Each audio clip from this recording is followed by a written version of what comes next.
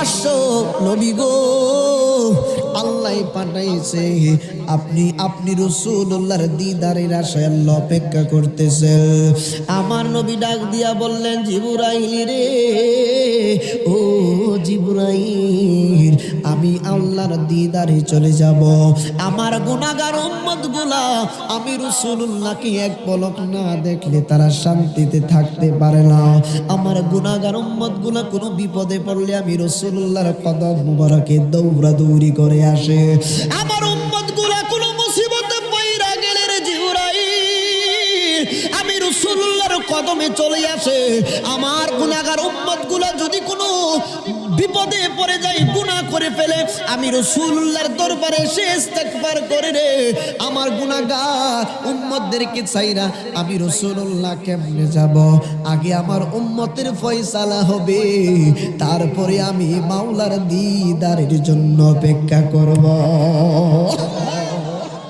নবীর কথা শুই না জিবরাইল অবাক, নবী গো, আপনি যখন আল্লাহর সাথে ছিলেন উম্মতি উম্মতি করেছেন, আপনি যখন মার গর্ভ মুবারকে ছিলেন উম্মতি উম্মতি করেছেন, আপনি যখন ভূমিষ্ঠ হয়েছেন তখন উম্মতি উম্মতি করেছেন, আপনি দুনিয়াতে আসার পরে উম্মতি উম্মতি করলেন। আপনার উম্মতের জন্য উহুদের ময়দানে আপনার দান্দাল মুবারক শহীদ হয়েছে। আপনার উম্মতের কষ্ট আপনি রাসূলুল্লাহ সহ্য করতে পারেন না। নবী গো, আপনি বিদায় বলো, আপনি রাসূলুল্লাহ আপনার উম্মতের চিন্তা করেন। আমি জিবরাইল বইটা পালাইছি, আপনি রাসূলুল্লাহ আপনার উম্মতদেরকে কত ভালোবাসেন। ও তোর পিছে পিছে ঘুরছে সমন, পিছে পিছে ঘুরছে সমন, কোন দিন জানি তোর হবে সমন জারি।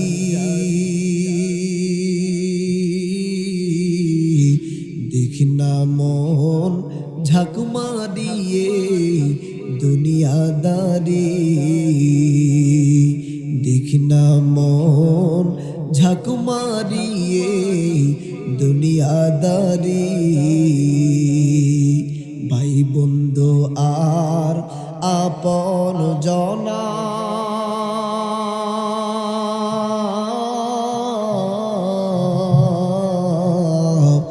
সঙ্গে তোমার কেউ যাবে না, ঠিক না বেঠি? ভাই বন্ধু আর আপন জনা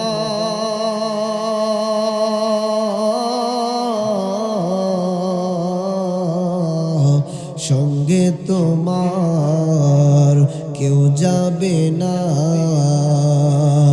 ও তুমি আইসো একা যাইবা একা, আইসো একা যাইবা একা, সঙ্গে তোমার কেউ রবে না। দেখি না মন ঝাঁক মারিয়ে দুনিয়াদারি। একবার জুড়ে বলা যাবে কি আল্লাহু আকবার? হে আমার সিলেটবাসীরা শুনো, পৃথিবীর বুকে কোনো মানুষ আসার পরে থাকতে পারে না, থাকতে পারবেও না। ইউনিভার্সাল ট্রুথ, চিরন্তন সত্য। আমাকে আপনাকে একদিন না একদিন দুনিয়া থেকে বিদায় গ্রহণ করতে হবে। কেন বলছি বাপ? পৃথিবীর সৃষ্টির মধ্যে সর্বশ্রেষ্ঠ সৃষ্টি, সর্বশ্রেষ্ঠ মানুষ হলেন আমার নবী, আপনার নবীজি, রহমাতুল লিল আলামিন নবীজি। আমার রব্বে কারীম জিবরাইল আলাইহিস সালামকে একদিন পাঠিয়ে দিলেন, রে জিবরাইল, আমার বন্ধু নবীজির একটু খবর তুমি নিয়ে আসো। জিবরাইল আলাইহিস সালাম আমার নবীর কদম মোবারকে হাজির হয়ে গেলেন। আয়েশা ডাক দিয়া কয়, নবী গো,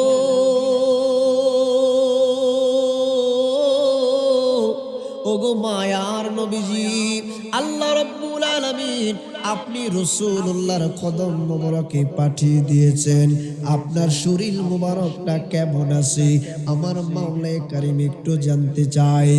আমার নবী আপনার নবী ডাক দিয়া কই, জিবরাইল রে, আমি রাসূলুল্লাহর শরীর মোবারকটা তেমন একটা ভালো না, আমি রাসূলুল্লাহ একটু অসুস্থতা বোধ করতেছি। জিবরাইল আলাইহিস সালাম মুহূর্তের মধ্যে নাই আমার রহমাতুল লিল আলামিন নবীজির কদম মোবারক থেকে জিবরাইল আলাইহিস সালাম চলে গেলেন। জিবরাইল আলাইহিস সালাম আবার পরের দিন চলে আসলেন। আয়েশা ডাক দিয়া কই, নবী গো, গতকাল আপনার প্রভু আপনার খোঁজ খবর নেওয়ার জন্য পাঠিয়েছেন গো, আজকেও খোঁজ খবর নেওয়ার জন্য আল্লাহ রাব্বুল আলামিন আপনি রাসূলুল্লাহর কদম মোবারকে পাঠিয়ে দিয়েছেন। আপনার শরীর মোবারকটা কেমন, আপনি রাসূলুল্লাহর অবস্থা কেমন জানতে চায়। আমার নবী ডাক দিয়া বললেন, জিবরাইল রে, ও জিবরাইল, আমি রাসূলুল্লাহ আজকেও কিছু পরিমাণ অসুস্থতা বোধ করতেছি, আমি পরিপূর্ণ সুস্থতা বোধ করতেছি না রে জিবরাইল। জিবরাইল আলাইহিস সালাম তৃতীয়বারের মতো তৃতীয় দিন পর্যন্ত নবীর কদম মোবারকে আসলেন। একবার উচ্চ আওয়াজে বলবেন কি আল্লাহু আকবার। জিবরাইল আলাইহিস সালাম তৃতীয় দিন আসলেন, আয়েশা নবীর কদম মোবারকে সালাম দেয়, নবী গো, আপনি রাসূলুল্লাহর শরীর মোবারকটা কেমন আছে? আল্লাহ আপনার খোঁজ খবর নেওয়ার জন্য আমি জিবরাইলকে পাঠাইয়া দিছে। ইয়া রাসূলুল্লাহ, নবী গো, আপনি মেহেরবানি করে আপনার শরীরের অবস্থা কেমন বলবেন। আমার নবী আপনার নবী জিবরাইল আলাইহিস সালামকে নিজের অবস্থা সম্পর্কে বললেন। জিবরাইল আলাইহিস সালাম যেই মাত্র চলে গেলেন, আমার নবী আপনার নবীজি বিদায় যখন হয়ে যাবেন, এই ধরাধাম ত্যাগ করে যখন দুনিয়া ছেড়ে চলে যাবেন, আমার নবী অসুস্থতা বোধ করেছিলেন। আপনার নবী আমার নবী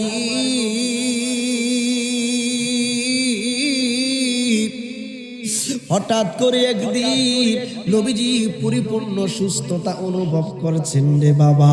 সুস্থতা অনুভব করার কারণে সিদ্দিকী আকবরের কানের কাছে নবীজির সুস্থতার কথা পৌঁছে গেল। হযরতে ফারুক আজমের কানের মধ্যে নবীজির সুস্থতার কথা চলে গেল। সমস্ত সাহাবা কেরামের মধ্যে আনন্দের হিল্লোল বইতে লাগলো গো। সমস্ত সাহাবা কেরাম আনন্দ করতে করতে নবীজির হুজরা মুবারকের দিকে আসতেছে। সমস্ত সাহাবা কেরাম একজন আরেকজনকে বলছে, শুনো না গো, রহমাতুল লিল আলামিন নবীজি নাকি পরিপূর্ণ সুস্থতা লাভ করেছে। নবী যদি দুনিয়ায় না থাকবে, তাইলে আমরা কার চেহারা মুবারকের দিকে তাকাইয়া নিজেদের খোদার জ্বালা নিবারণ করব? নবী যদি না থাকবো, আমরা কার বদন মুবারকের দিকে তাকাইয়া আমাদের মনের জ্বালা মিটাইব? নবী যদি দুনিয়ায় না থাকবো, আমাদের জ্বালা যন্ত্রণা মনের ব্যথাগুলা আমরা কার কাছে বলবো? সমস্ত সাহাবাকেরা পাগলের মতো কইরা নবীজির হুজরা মুবারকের দিকে রওনা হয়ে গেলেন। আবু বকর সিদ্দিক রাদিয়াল্লাহু তাআলা আনহু আমার নবীর বাড়ির মধ্যে হুজরা মুবারকের সামনে ডাক দিয়া কয়, নবী গো, ইয়া রাসূলুল্লাহ, নবী গো, আপনি সুস্থতা অনুভব করেছেন। সমস্ত সাহাবা কেরামের মধ্যে আনন্দের হিল্লোল বয়ে গেল। হযরত উসমান যুন্নুরাইন সহ অসংখ্য সাহাবা কেরাম সদকা করতে শুরু করলেন গো। আমার নবী আপনার নবীজিকে কত ভালোবাসেন নবীজির সাহাবা কেরাম। শুধু তাই নয় রে বাবা, আমার নবী আপনার নবীজিকে ভালোবাসার নামই হলো ঈমান। নবীকে ভালোবাসার নাম ঈমান। নবীর মহব্বত যদি এই জায়গায় না থাকে, কবরে আপনি যাবেন, কবরে যাওয়ার পরে অশান্তি শুরু হয়ে যাবে। কবরে যাইবেন, নবী নিয়ে যাইতে হবে। হাসরে যাইবেন, নবী নিয়ে যাইতে হবে। হাসরের ময়দানে আপনি যদি নবী হারা হইয়া যান, আপনার আমার কি অবস্থা হবে কেউ বলতে পারি না। দেখেন এই যে সাবেক মেম্বার সাহেব গিয়াসউদ্দিন দাদা যান আজকে সাবেক মেম্বার হয়ে এই জায়গার মধ্যে বসে গেছেন। দেখেন উনি এক সময় মেম্বার ছিল, এখন মেম্বার না। অনেক মানুষ দুনিয়া থেকে চইলা গেছে। অনেক মানুষ চেয়ারম্যান ছিল, তাদের চেয়ারম্যানের দায়িত্ব থেকে অব্যাহতি নেওয়ার পরে তাকে আর কেউ চেয়ারম্যান বলে না, সবাই বলে সাবেক চেয়ারম্যান, সবাই তাকে বলে সাবেক মেম্বার। আপনার আমার আগের মতো ক্ষমতা থাকে না গো। ইনজিমিন টাইমে কি বলতেছিলাম, আমার নবী আপনার নবীজি হাদিস মুবারকের মধ্যে বলেন, একটা মানুষের ঈমান যদি থাকে গো, পৃথিবীর সর্ব অবস্থায় তার ক্ষমতা থাকবে। দুনিয়ার মধ্যে যেমন আপনার পাওয়ার থাকবে, কবরে তেমনি পাওয়ার থাকবে, হাসরের ময়দানে তেমনি পাওয়ার থাকবে। এক সেকেন্ডের জন্য আপনার ঈমানি শক্তি কমবে না। সুবহানাল্লাহ। আমার বন্ধুরা গভীর মনোযোগ, আমার নবী আপনার নবী রহমাতুল লিল আলামিন নবীজি অসুস্থতা থেকে সুস্থতা লাভ করেছেন। সাহাবা কেরামের মনে আনন্দের হিল্লোল বয়ে গেল। নবীজির সমস্ত সাহাবা কেরাম নবীর কদম মোবারকে যাইতে লাগলো। ও গো মায়ার নবী গো, তুমি প্রেমে শেখায়া কোথায় লোকাইলা বলো। ও গো মায়ার তুমি প্রেম শেখায়া কোথায় লোকাইলা, আমরা কেমনে যাব তোমার কাছে নবী, কেমনে যাব কাছে নবী, স্বপ্নে এসে বলো না তুমি প্রেম শেখায়া লোকাইলা বলুন। ও গো মায়ার নবী গো, তুমি প্রেম শেখায়া। সমস্ত সাহাবা কেরামগণের মধ্যে আনন্দের হিল্লোল বয়ে গেল গো। আপনার নবী আমার নবীজি কিছুদিন সুস্থতা অনুভব করার পরে আমার নবী আপনার নবীজি রহমাতুল লিল আলামিন নবীজি হুজরা মুবারক থেকে আম্মা জান আয়েশাকে বললেন, আয়েশা গো, আমি রাসূলুল্লাহ গোসল মুবারক করব, আমার একটুখানি গোসল মুবারক তুমি করাইয়া দাও। আম্মা জান আয়েশা ডাক দিয়া কই, নবী গো, আপনি রাসূলুল্লাহ বদন মুবারকের মধ্যে আমি পানি ঢেলে দেব, আপনি গোসল করবেন। আমার নবী আপনার নবীজি জলসুকির মধ্যে বসে গোসল করা সুন্নত। জলসুকির মধ্যে বসে গেলে রহমাতুল লিল আলামিন নবীজি গোসল মুবারক করছেন। আম্মা জান আয়েশা সিদ্দিকা রাদিয়াল্লাহু তাআলা আনহা আমার নবী আপনার নবীকে গোসল মুবারক করিয়ে দিচ্ছেন গো। গোসল করাইতে যাইয়া পানি গড়িয়ে গড়িয়ে পানিগুলা যখন চলে যাচ্ছে, গোসলখানা থেকে যখন পানিগুলা গড়ে গড়ে যাচ্ছে, আমার নবী ডাক দিয়া বললেন, আয়েশা গো, গোসল করাইতাছ পানি দিয়া, পানিগুলা আমি রাসূলুল্লাহর বদন মুবারক বেবে মাটি দিয়ে এইভাবে চলতেছে স্রোতের মতো। আয়েশা রে, কিন্তু আমি রাসূলুল্লাহ দেখতেছি পানির সঙ্গে রক্ত যাচ্ছে। রক্ত কেন যাচ্ছে তাড়াতাড়ি তুমি আমাকে বলো। আম্মা জান আয়েশা ডাক দিয়া কই, নবীজি, ইয়া রাসূলুল্লাহ, নবী গো, আপনি রাসূলুল্লাহকে গোসল করাইতে যাইয়া আপনি নবী যখন জলচকির উপরে আপনি বৈশা গেছেন, জলচকির উপরে যখন বৈশা গেছেন গো নবী, জলচকির একটা পায়া আমি আয়েশার একটা বৃদ্ধ আঙ্গুলের মধ্যে, পায়ের বৃদ্ধ আঙ্গুলের উপরে জলচকির একটা পায়া পড়ে গেছে। আপনি রাসূলুল্লাহ সাথে সাথে আপনি রাসূলুল্লাহ বৈশা গেছেন। এইটার চাপে আমি আয়েশা এই যে কদম মুবারকের এই যে বৃদ্ধ আঙ্গুল গেছে, সিটা যাওয়ার পরে ফেটে যাওয়ার পরে ফিনকি দিয়া রক্ত বের হচ্ছে।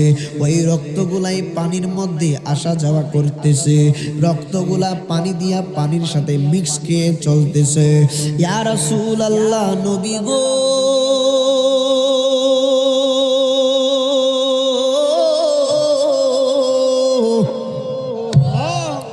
ওগো মায়ার নবীজি, আপনি রাসূলুল্লাহর বডি মুবারকের ওজন যেই মাত্র এই জল চুকির উপরে লাগলো গো নবী, আমি আয়েশার পাটা সিট মানে ফেটে গিয়ে রক্ত বের হচ্ছে, সেই রক্তগুলা পানিতে দেখতে পাচ্ছেন। আমার নবী ডাক দিয়া বললেন, আয়েশা রে, তুমি কেন আমি রাসূলুল্লাহকে তুমি কেন জানাইলা না, বললা না? আয়েশা বললেন, নবী গো, আমি যদি আপনি রাসূলুল্লাহকে জানাইতাম, আপনি রাসূলুল্লাহর যদি কোনো কষ্ট হইতো, আর আমার আল্লাহ যদি জিজ্ঞেস করতো, আয়েশা তুমি বলার কারণে আমার বন্ধু রাসূলুল্লাহ, আমার বন্ধু নবী কষ্ট পেয়েছেন, আল্লাহর দরবারে আমি আয়েশার কোনো জবাব থাকতো না। এই জন্য আপনি রাসূলুল্লাহর মহব্বতে আমি আয়েশা কষ্ট পাওয়ার পরেও আপনার মহব্বতে আপনাকে আমি বলি নাই। সুবহানাল্লাহ। আপনার নবী, আমার নবী রহমাতুল লিল আলামিন নবীজি কিছুদিন সুস্থ থাকার পরে আবার কিছুদিন পরপরই আমার নবীজি আবার সাথে সাথে অসুস্থ হয়ে গেলেন। নবীজি অসুস্থ হয়ে যাওয়ার পরে আপনার নবী, আমার নবীজির অন্তিম মুহূর্তে যে মাত্র দুনিয়া থেকে বিদায় গ্রহণ করবেন, একদিন জিবরাইল আইছে, আজকে একা না, জিবরাইলের সঙ্গে হযরতে আজরাইল আসছে, অন্যান্য ফেরেশতারা আসছে। জিবরাইল ডাক দিয়া আমার নবী, আপনার নবীজির হুজরা মুবারকের সামনে আয়েশা দাঁড়াইয়া রয়, আয়েশা নবীকে সালাম দেয়। আমার আল্লাহ বললেন, জিবরাইল রে, আমার বন্ধু নবী যদি অনুমতি দেয় ঘরে প্রবেশ করবি, আর যদি অনুমতি না দেয় তাইলে বাহিরে দাঁড়ায়া থাকবি, আমার নবীর সঙ্গে বেয়াদবি করা যাবে না। আজকে আমাদের সিলেটের এই যে গ্রামের মধ্যে আমরা আছি, এই গ্রামের মধ্যে আজরাইল আসলে অনুমতি নিবনি, থাপড়ায়া দাঁতগুলা ফেলে দিবে, অনুমতি কিসে? তার চেহারা দেখা মাত্র আমরা ভয়ে অনেকে বিছানার মধ্যে প্রস্রাব পায়খানা করে দেয়।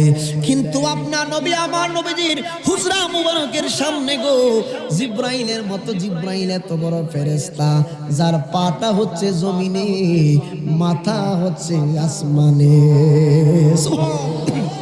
হযরতে আজরাইল আলাইহিস সালাম যেই মাত্র জিবরাইল আলাইহিস সালামের সঙ্গে আসলো, আসার পরে সামনে মজার কথা আসতেছে, আসার পরে হযরতে জিবরাইল আমার নবী, আপনার নবীজিকে সালাম বিনিময় করলেন। নবী গো, আপনি নবীজির কদম মোবারকে সালাম।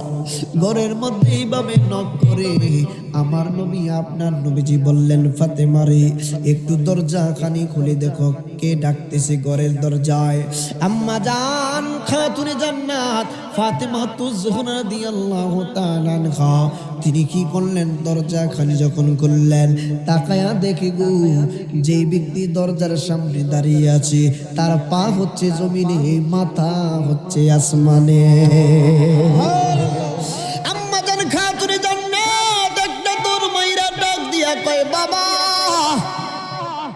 আপনি এখানে শুয়ে আছেন, ঘরের দরজায় এমন একটা লোক আসছে গো, যার পা হচ্ছে জমিনে, মাথা হচ্ছে আসমানে। আমার নবী, আপনার নবীজি আম্মা জান আয়েশা সিদ্দিকা রাদিয়াল্লাহু তাআলা আনহার উরু মুবারকের মধ্যে, রান মুবারকের মধ্যে বিশ্রাম মুবারক করছিলেন। মা খাতুনে জান্নাত ডাক দিয়া কয়, বাবা গো, এত বড় মানুষ আমার জীবনে আমি দেখি নাই। আমার নবী বললেন, ফাতেমা রে, ভয় পাইও না, ইনি হচ্ছেন হযরত জিবরাইল। এইবার মা খাতুনে জান্নাত বুঝতে পারলেন হযরতে জিবরাইলের সঙ্গে আরো মানুষ আছে গো, আরো ফেরেশতা আছে। আমার নবী আপনার নবীজি ডাক দিয়ে বললেন, রে জিবরাইল কিসের জন্য আসলাম? ইয়া রাসূলুল্লাহ, আল্লাহ বলেছে আপনি রাসূলুল্লাহ যদি দুনিয়ার মধ্যে থাকতে চান আপনার ইচ্ছে মতো আপনি থাকতে পারবেন, আর যদি আপনি রাসূলুল্লাহ না থাকতে চান তাহলে আমার আল্লাহ কইছে, আমার আল্লাহ অপেক্ষা করতেছে আপনি রাসূলুল্লাহর দিদারের আশায়। আরো জোরে বলুন সুবহানাল্লাহ। আমার মরণের কতদিন বাকি আমি জানিলাম না গো আল্লাহ, মরণের কতদিন বাকি, আমার মরণের কতদিন বাকি আমি জানিলাম না গো আল্লাহ, মরণের কতদিন বাকি।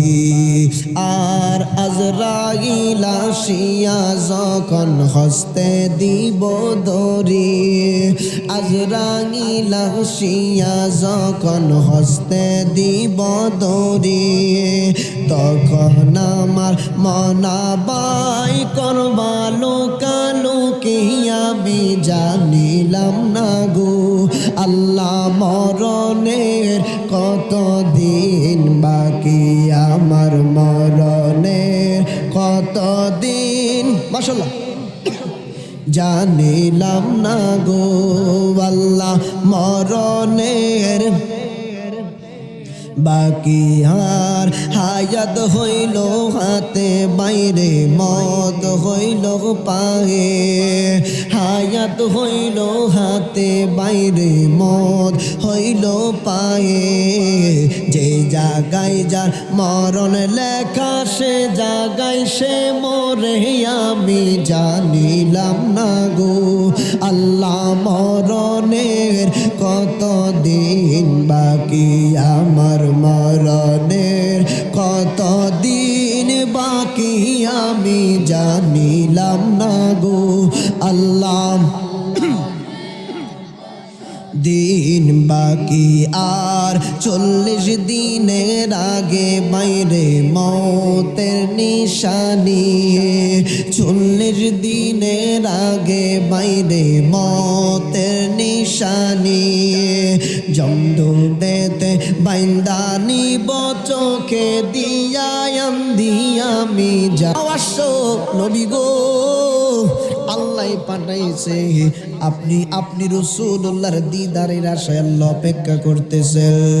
আমার নবী ডাক দিয়া বললেন, জিবরাইল রে, ও জিবরাইল, আমি আল্লাহর দিদারে চলে যাব, আমার গুনাহগার উম্মতগুলা আমি রাসূলুল্লাহকে এক পলক না দেখলে তারা শান্তিতে থাকতে পারে না, আমার গুনাহগার উম্মতগুলা কোনো বিপদে পড়লে আমি রাসূলুল্লাহর কদম মুবারকে দৌড়াদৌড়ি করে আসে, আমার উম্মতগুলা কোনো মুসিবতে পইরা গেলে রে জিবরাইল আমি রাসূলুল্লাহর কদমে চলে আসে, আমার গুনাহগার উম্মতগুলা যদি কোনো বিপদে পড়ে যায় গুনাহ করে ফেলে আমি রাসূলুল্লাহর দরবারে এসে ইস্তেগফার করে রে, আমার গুনাহগার উম্মতদেরকে চাইরা আমি রাসূলুল্লাহ কেমনে যাব, আগে আমার উম্মতের ফয়সালা হবে, তারপরে আমি মাওলার দিদারের জন্য অপেক্ষা করব। নবীর কথা শুই না জিবরাইল অবাক, নবী গো আপনি যখন আল্লাহর সাথে ছিলেন উম্মতি উম্মতি করেছেন, আপনি যখন মার গর্ভ মুবারকে ছিলেন উম্মতি উম্মতি করেছেন, আপনি যখন ভূমিষ্ঠ হয়েছেন তখন উম্মতি উম্মতি করেছেন, আপনি দুনিয়াতে আসার পরে উম্মতি উম্মতি করলেন, আপনার উম্মতের জন্য উহুদের ময়দানে আপনার দান্দান মুবারক শহীদ হয়েছে, আপনার উম্মতের কষ্ট আপনি রাসূলুল্লাহ সহ্য করতে পারেন না, নবী গো আপনি বিদায় বলো, আপনি রাসূলুল্লাহ আপনার উম্মতের চিন্তা করে, আমি জিবরাইল বইটা বলাইছি আপনি রাসূলুল্লাহ আপনার উম্মতদেরকে কত ভালোবাসেন। নারে তাকবীর, নারে রিসালাত, নারে রিসালাত। আমার নবী বলছেন জিবরাইল আমার উম্মতের ফয়সালা না হওয়া পর্যন্ত আমি রাসূলুল্লাহ আল্লাহর দিদারে যাইতে পারি না। আমি আল্লাহর দিদারে যাব, আমার উম্মত কষ্ট করবে, এটা কোশ্চিন কারেও হতে পারে না। উচ্চ আওয়াজে বলতে হবে সুবহানাল্লাহ। জিব্রাইল মুহূর্তের মধ্যে নাই। হঠাৎ করে জিব্রাইল আবার আসলেন, নবী গো, আল্লাহই তো একটা শুভ সংবাদ দিয়ে পাঠিয়েছেন। জিব্রাইল কি শুভ সংবাদ? আল্লাহ বলেছেন আপনি রাসূলুল্লাহ বিদায় নেওয়ার পর থেকে কিয়ামত পর্যন্ত যত উম্মত আসবে সমস্ত উম্মতদের জিম্মাদার আমার আল্লাহর হাতে নিয়ে নিয়েছেন। এখন আমার নবী বললেন, জিব্রাইল এখন তাল হেলা, এখন আসতে পারো, কামিং প্লিজ, এখন আসতে পারো, আমি রাসূলুল্লাহ আল্লাহর দিদারে যাব। হযরতে মা খাতুনে জান্নাত কান্নায় তো ভেঙ্গে পড়লেন, নবীর মেয়ে না, নবীর মেয়ে তো, আরে নবীর মেয়ে খাতুনে জান্নাত ফাতেমা জোহরা রাদিয়াল্লাহু তাআলা আনহা, আমাদের এলাকার ফাতেমার মতো, আমাদের এলাকার ফাতেমা কপালে টিপ পরে রাস্তা দিয়ে একিয়ে বেঁকিয়ে হেঁটে যায়। আর নবী নন্দিনীর নবীর কন্যা খাতুনে জান্নাত মা ফাতেমা, উনার একটা পশম পর্যন্ত বেগানা কোনো পুরুষ দেখতে পারেনি। আমার আপনার মেয়ে, মা, বোন, স্ত্রীর নাম ফাতেমা, উনাদের মাসে মাসে একটা অসুস্থতা আগমন করে, আর নবীর কন্যা ফাতেমা উনার জীবনে কোনোদিন উনাকে অপবিত্রতা স্পর্শ করতে পারে না। কেমন ফাতেমা দাদা, কেমন ফাতেমা? মাগো, ফাতেমার মতো যদি হতে চাও তাহলে আজ থেকেই পর্দা করতে হবে। কি করতে হবে? পর্দা করতে হবে।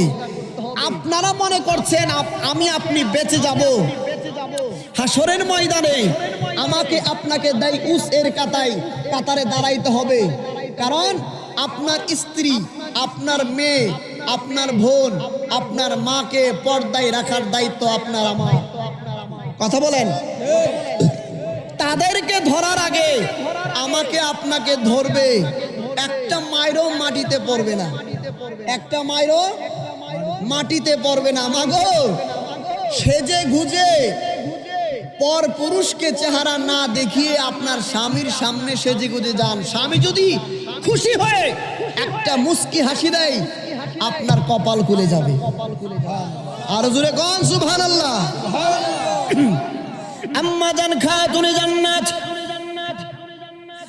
নবীজির বিদায় মুহূর্তে মা খাতুনে জান্নাত কান্না শুরু করে দিলেন। আব্বা জান, আপনি চলে যাবেন, আমি খাতুনে জান্নাত কেমনে থাকবো? আমার নবী, আপনার নবী ডাক দিয়ে বললেন, ফাতেমা রে, আয় আয়, আমি রাসূলুল্লাহ তোমাকে কিছু কথা বলবো। খাতুনে জান্নাতের কানে কানে একটুখানি নবীজি কি জানি ফিসফিসায় বললেন। আমার নবী, আপনার নবীজি বলার সাথে সাথে খাতুনে জান্নাত মুস্কি হাসি দিলেন। আম্মা জান আয়েশা পরবর্তীতে জিজ্ঞেস করেছিলেন, মাগো রাহমাতুল লিল আলামিন নবীজি তোমার কানে কানে ফিসফিসায়া কি বলেছিল? তুমি নবীজির বিদায় মুহূর্তে মুস্কি হাসি দিয়েছিলা, কারণটা কি, হাকিকত কি ফাতেমা? আম্মা জান ফাতেমা ডাক দিয়া কই, আম্মা, আমার নবী, আপনার নবীজির বিদায় মুহূর্তে যেন আমি কাঁদতেছিলাম। আম্মা গো, তখন আমার রাসূলুল্লাহ আমাকে বলেছিল, ফাতেমারে কান্দিস না। আমি বিদায় হওয়ার পরে সর্বপ্রথম আমি রাসূলুল্লাহর সংস্পর্শে, আমি রাসূলুল্লাহর সাথে যে একত্রিত হবে, মিলনে আসবে, আমি রাসূলুল্লাহর সাথে কবর দেশে এক হবে, আমি রাসূলুল্লাহর সাথে যার সাক্ষাৎ হবে তিনি আর কেউ না, তুমি হচ্ছ ফাতেমা। সুবহানাল্লাহ। আম্মা জান খাতুনে জান্নাত রাদিয়াল্লাহু তাআলা আনহা, আমার নবী, আপনার নবী রাহমাতুল লিল আলামিন নবীজি আজরাইলকে বললেন, আজরাইল রে, আয়, আমি রাসূলুল্লাহ জান মুবারক, রূহ মুবারক নিতে আয়। আমার নবী আপনার নবীজি বলছেন মৃত্যু এত ভয়ানক বস্তু, মৃত্যুটা এত ভয়ানক বস্তু, মৃত্যুটা কোনো সাধারণ মৃত্যু না দাদা যান। একটা জীবন্ত বকরির চামড়া যদি আপনি টেনে টেনে ছিঁড়তে থাকেন, ওই বকরিটা যেমন পরিমাণ কষ্ট হবে রে বাবা, তার চাইতে বেশি পরিমাণ কষ্ট হবে আমার আপনার রুহটা যখন নিয়ে যাবে। আপনার নবী আমার নবীজি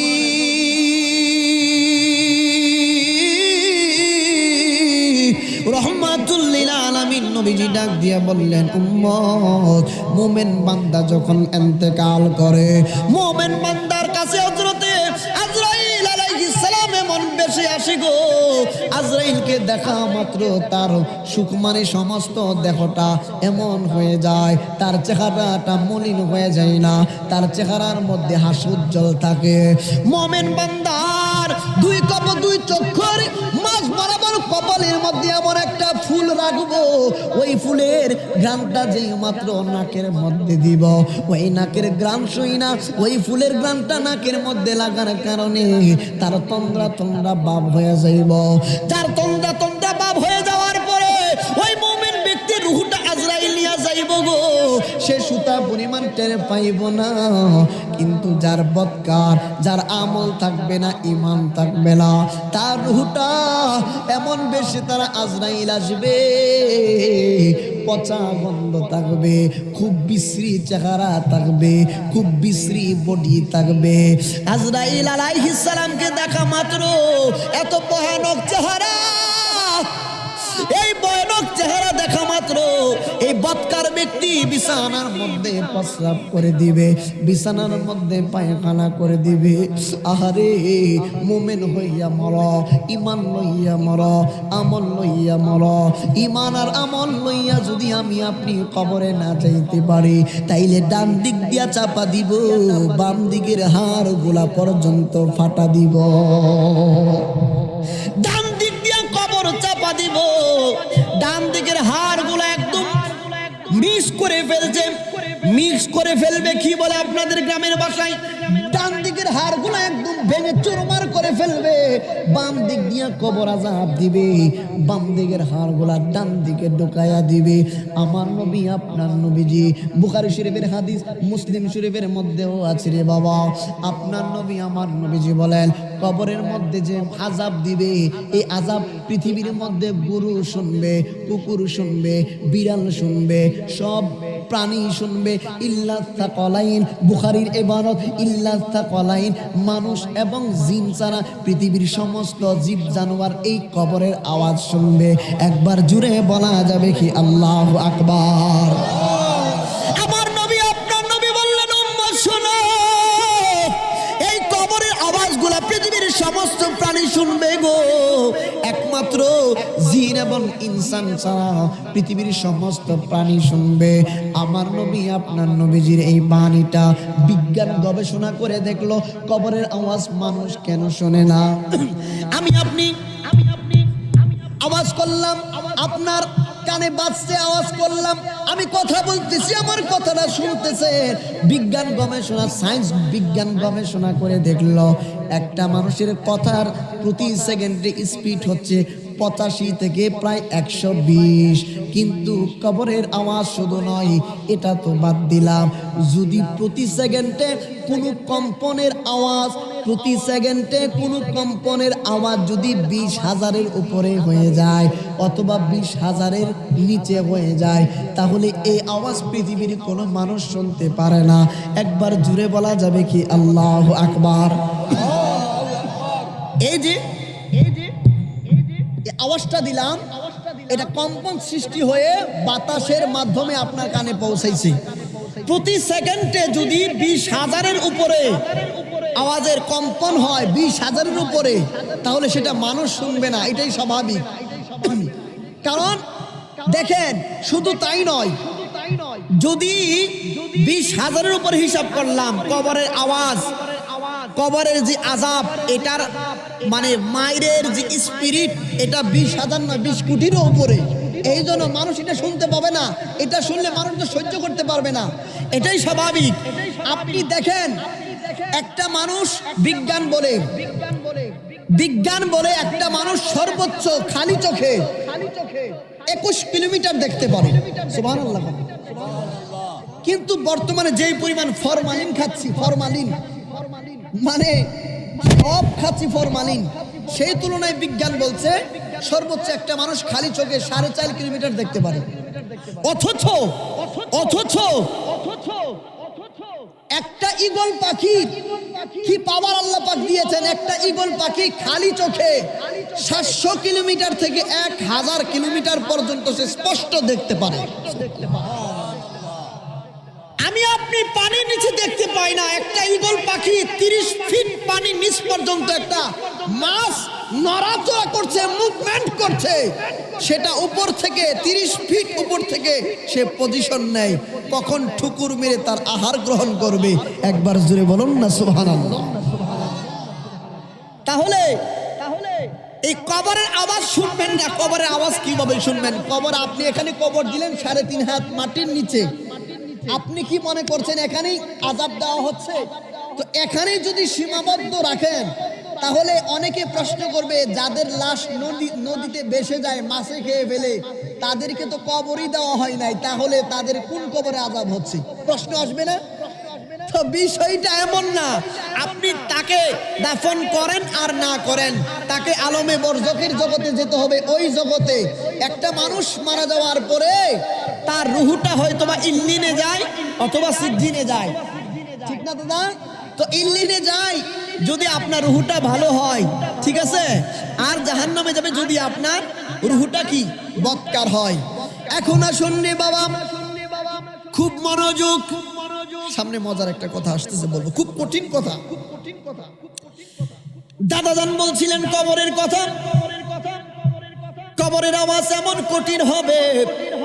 আপনার নবী, আমার নবীজি রাহমাতুল লিল আলামিন নবীজি বলেন, কবরের আওয়াজ এত ভয়ঙ্কর, কবরের আযাব এত ভয়ঙ্কর, কবরের আওয়াজ যদি কোনো দুনিয়ার মানুষ শুনতো তাহলে ঘরবাড়ি ছেড়ে দিত, খাবার দাবার ছেড়ে দিত। দুনিয়ার মানুষ যদি এগুলা আগে থেকে জানতো তাহলে সমস্ত কিছু ছেড়ে দিয়ে আল্লাহর ইবাদতের মধ্যে লিপিবদ্ধ হয়ে যাইত, আল্লাহর ইবাদতের মধ্যে জীবনটা কাটাইয়া দিত, আর পৃথিবীর কোনো মানুষ গুনাহের কাজ করত না। আমার নবী, আপনার নবীজি রাহমাতুল লিল আলামিন নবীজি, আমার নবী, আপনার নবীর কাছে আজরাইল আসলেন, নবী গো, আপনার বুক মুবারকের মধ্যে আজরাইলের হাত রাখলাও। ইয়া রাসূলুল্লাহ, নবী গো, আপনি রাসূলুল্লাহর কেমন লাগছে? জিবরাইল রে, তুমি আমার বুকের উপরে এটা কি রাখলা? তুমি আমার বুকের উপরে এটা কি রাখলা? নবী গো, কেন, কি হইছে? ভাই, আমি রাসূলুল্লাহ যেন দেখলাম রে, উহুদ পাহাড়টা আমি রাসূলুল্লাহর বুকের উপরে চাপায়া দিছো। রাহমাতুল লিল আলামিন নবীজির যদি এমন লাগে, তাইলে আমরা গুনাহ করে বেশি বেশি বেশি পরিমাণ, তাইলে আমাদের কেমন লাগবে? ইয়া রাসূলুল্লাহ, নবী গো, আল্লাহ বলেছে সবচাইতে আহসানের সহিত, সবচাইতে উত্তম ভাবে আপনি রাসূলুল্লাহর রূহ মুবারকটা নিয়ে যাওয়ার জন্য। ইয়া রাসূলুল্লাহ, নবী গো, আপনি রাসূলুল্লাহ যাতে কোনো কষ্ট না পান এই রকম ভাবে নিয়ে যাওয়ার জন্য বলছে। আমার নবী বললেন, জিবরাইল রে, আহসানের উত্তম রূহ কবজের সিস্টেম যদি এত কষ্ট হয়, তাইলে আমার গুনাহগার উম্মতের অবস্থা কি হইব রে জিবরাইল?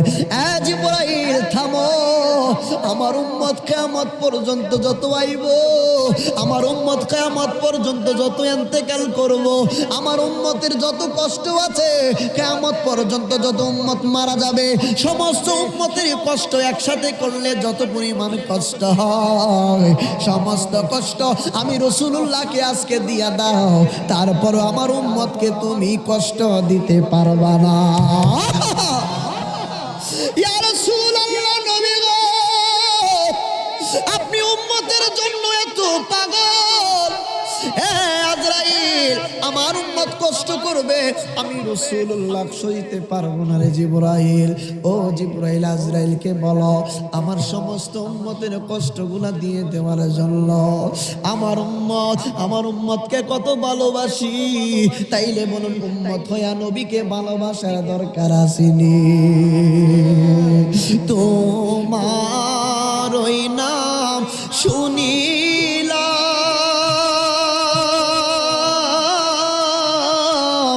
এই চোখে দেখিলাম না, এই সুর যদি শুনে থাকো আর দূরে রাখিও না, এই সুর যদি শুনে থাকো আর দূরে রাখিও না। বল হে রাসূল তোমায় ভালোবাসি, অন্তরে শুধুই মুখে না,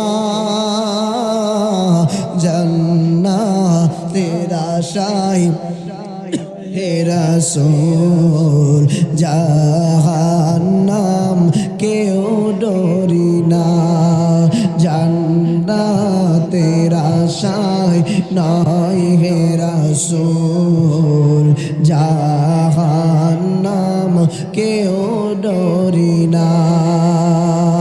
যেদিন দিদার হবে আপনার,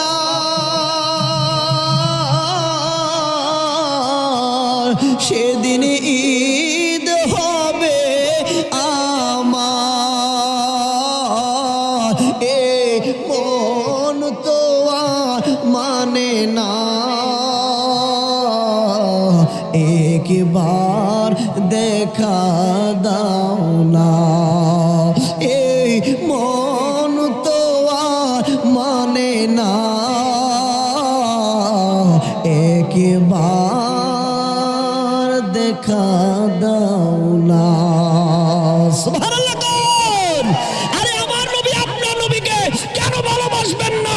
আমার নবী কই, তুমি যখন খানায় কাবায় যাইবা, হজ যারা করেছেন খানায় কাবায় গেলে মাতাফে খানায় কাবা চক্কর দেওয়ার পরে উম্মত মনে চিন্তা করে গুনাহ তো বেশি করেছি, গুনাহ মনে হয় মাফ হয় নাই, মুজদালিফায় চলে গেলাম, মুজদালিফায় যাওয়ার পরেও অন্তর সাক্ষী দেয় গুনাহ মাফ হয় নাই, সাফা মারওয়া দৌড়াদৌড়ি করলেন, সাই করলেন, অন্তর সাক্ষী দেয় গুনাহ মাফ হয় নাই। আমার রব্বে কারীম বলছেন, বন্ধু নবী গো আপনার উম্মতদেরকে জানিয়ে দেন, ওয়ালাউ আন্নাহুম ইযযালামু আনফুসাহুম জাউকা ফাস্তাগফিরুল্লাহ ওয়াস্তাগফারা লাহুমুর রাসূলু লাওয়াজাদুল্লাহ তাওয়াবুর রহিমা। যদি খানায় কাবায় গেলে অন্তর সাক্ষী দেয় গুনাহ মাফ হয় নাই, সাফা মারওয়া সাই করলে অন্তর যদি সাক্ষী দেয় গুনাহ মাফ হয় নাই, তাদেরকে বলে দেন জাউকা, আপনি রাসূলুল্লাহ কদমে আসার জন্য, আপনি রাসূলুল্লাহ কদমে আসলে, আপনি রাসূলুল্লাহ যদি আপনার উম্মতের পক্ষে সুপারিশ করেন, আমি আল্লাহ কথা দিলাম লাওয়াজাদুল্লাহ তাওয়াবুর রহিমা, তাদের জীবনের গুনাহ মাফ করে দেব। নারে তাকবীর, নারে রিসালাত, নারে রিসালাত। মুফতি আশরাফুল হক জনগণী সাহেব, আহলে সুন্নাত ওয়াল জামাত জিন্দাবাদ। তাহলে উম্মতে মুহাম্মাদি যদি মাফ পাইতে চায় একটাই জায়গা, সেটা হচ্ছে সোনার মদিনা। সুবহানাল্লাহ। সোনার মদিনা, বুখারীর হাদিস, বুখারীর হাদিস। আমার নবী বলেন সাপের নিরাপদের জায়গা কোনটা? গর্ত। গ্রামের ভাষায় বলি গাতা বলি, হবে কিনা? গর্ত, গর্ত। আমার নবী বলেন ইমানদারের নিরাপদের জায়গা হচ্ছে আমি রাসূলুল্লাহর মদিনা শরীফ। যে মদিনার ভিতরে, এরিয়ার ভিতরে প্রবেশ করলো, তার নিরাপত্তা নিশ্চিত হয়ে গেল, তার নিরাপত্তা কনফার্ম হয়ে গেল। আমি ফাঁক দিয়ে বলি, এখানে সিভিলে অনেক আলেম আছেন, ইমাম সাহেবগণ আছেন, আমি আপনাদের পরিবেশ অনুযায়ী আলোচনা করছি। এই পরিবেশে যদি আমি ক্বালা রাসূলুল্লাহ সাল্লাল্লাহু আলাইহি ওয়াসাল্লাম পড়ি, সব উঠতে যাবে। আমি জানি ভালো করি যে দাদা আমাদের সাধারণ মানুষের কথা হচ্ছে আমরা বিনা দলিলে আল্লাহ এবং তার রাসূলকে মানি। তো দলিল তো আমার কাছে না, যে না মানে অস্বীকার করে তার কাছে। দাদা বেশি বেশি করে মৃত্যুর খবর, মৃত্যুর সংবাদ, মৃত্যুর কথা চিন্তা করতে হবে। আমি 3 বছর আলিম মাদ্রাসায় আরবি প্রভাষক ছিলাম, 3টা বছর চাকরি করেছি। এখন আলহামদুলিল্লাহ ফিকহ ডিপার্টমেন্টে ফতোয়া বিভাগে আমি নিজে কাওয়াইদুল ফিকহটা আমি নিজে পড়াই। অন্যান্য প্ল্যাটফর্মে আমি ক্লাস করাচ্ছি আলহামদুলিল্লাহ। তো এমন অনেক সিভিলে অনেক মানুষ থাকতে পারে, হুজুর দি দলিল দেয় না। আর দলিল তো তোমার লাগলে আসো, দলিল আমাদের দলিল লাগবে না, আমাদের চাই মোহাব্বত, ইশক। দলিল আলেমের সামনে আলেম দলিল বলবে, আলেম দলিল বুঝবে, আম মানুষ দলিল বুঝবে বুঝবে না। আমি যদি বলি যে দাদা আল্লাহ তো বলছে ওয়ালা তাকুলু লিমা ইউকতালু ফি সাবিলিল্লাহি আমওয়াত, একটা আয়াত বললাম, যে কোনো একটা আয়াত, দাদাই কইব হুজুর বা নাতি আমার আরবিটা কইও না, আমার বাংলা দে, খাঁটি বাংলায় বুঝাই দিলাম, আমি আল্লাহর কথা মানি, অসুবিধা কথা ঠিক আছে না দাদা? আপনাদের কি কষ্ট হচ্ছে? এই যে আর আধা ঘন্টা, বেশি না, আর আধা ঘন্টা কষ্ট দিব আমার বন্ধুরা, বাবারা। আপনার নবী, আমার নবী রাহমাতুল লিল আলামিন নবীজি বলছেন বেশি বেশি মৃত্যুর কথা স্মরণ করো। যুবক ভাইদের জন্য এখন কথাটা বলবো, একটু মনোযোগ।